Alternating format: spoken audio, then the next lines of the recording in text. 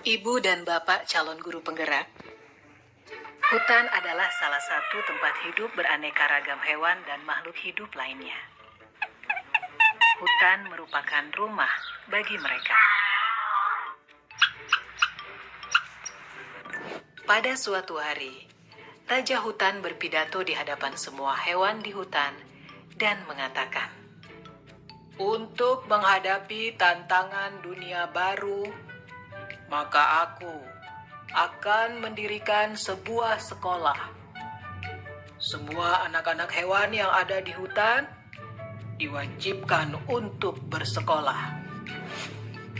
Tanggapan masyarakat hutan setelah mendengar perintah sang Raja Hutan tentang kewajiban anak-anak harus bersekolah sangatlah beragam. Jadi terdengar keriuhannya. Mereka mendiskusikan kurikulum yang harus diajarkan di sekolah hewan tersebut. Semua memiliki pendapat yang berbeda. Pagi yang cerah, warga hutan mengantar anak-anak mereka ke sekolah hewan untuk mendaftar masuk sekolah. Mereka antri dengan tertib berbaris.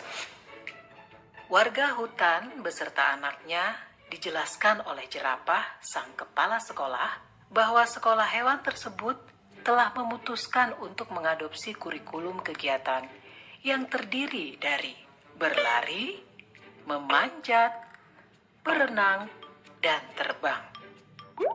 Agar lebih mudah pengelolaan kurikulumnya, maka semua hewan wajib mengambil dan mengikuti semua mata pelajaran. Bebek sangat bagus dalam berenang. Bahkan ia lebih baik dari instrukturnya. Tapi dalam ujian terbang, nilainya hanya pas-pasan. Untungnya, ia tetap lulus ujian terbang tersebut. Yang membuat dia sedih adalah hasil ujian berlarinya. Ia mendapatkan nilai yang sangat buruk karena dia sangat lamban dalam berlari. Padahal, bebek sudah berusaha dengan sangat keras. Dia harus tinggal di sekolah setelah sekolah usai untuk latihan berlari ini. Dia bahkan juga terpaksa meninggalkan hobinya berenang untuk menambah jam latihan berlarinya. Dia berlatih sangat keras hingga selaput kakinya robek. Akibatnya, ia pun tidak bisa menunjukkan hasil yang baik bahkan dalam ujian renang karena masalah dengan kakinya tersebut. Bebek pun gagal di ujian berlari dan hanya mendapat nilai rata-rata dalam ujian berenang.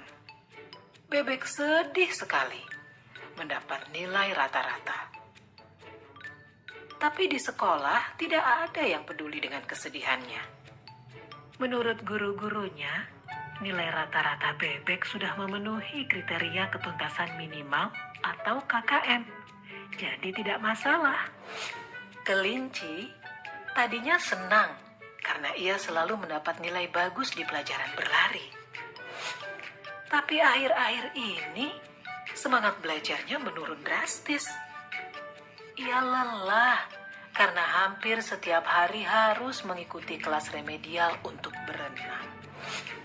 Sementara itu, tupai adalah hewan yang sangat baik dalam memanjat pohon. Tapi saat pelajaran terbang, ia mengalami frustasi. Di kelas terbang, gurunya meminta ia terbang dari bawah ke atas dan bukan dari atas pucuk pohon ke bawah. Karena diforsir, ia kelelahan. Tupai pun mengalami kram. Akhirnya, tupai mendapat nilai C dalam memanjat dan nilai D dalam berlari. Elang di kelas dikategorikan sebagai anak bermasalah dalam disiplin, sehingga sering sekali dihukum. Di kelas memanjat, ia selalu mengalahkan semua hewan yang lain dan sampai ke pucuk pohon terlebih dahulu. Tetapi, ia bersikeras untuk naik ke atas pohon dengan menggunakan caranya sendiri. Menurut elang, yang penting adalah tujuan akhirnya. Ia akhirnya anjingnya juga tidak lulus. Walaupun gurunya sudah memintanya untuk terbang dari bawah, ia tetap tidak mau mendengarkan.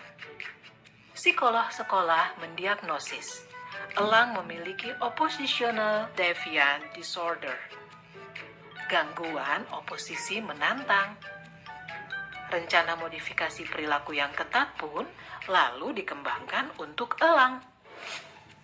Pada akhir tahun, seekor ular yang kebetulan bisa berenang sedikit, berlari sedikit, memanjat, dan terbang sedikit, memiliki nilai rata-rata tertinggi di antara para hewan. Sebagai murid yang dianggap terbaik, ia diminta mengucapkan pidato akhir tahun mewakili hewan-hewan lainnya. Anjing-anjing padang rumput memutuskan tidak bersekolah karena tidak ada kurikulum menggali. Para orang tua anjing kemudian lebih memilih mengirimkan anak-anaknya untuk magang kepada musang, sambil terus mengkritisi kebijakan sekolah hewan.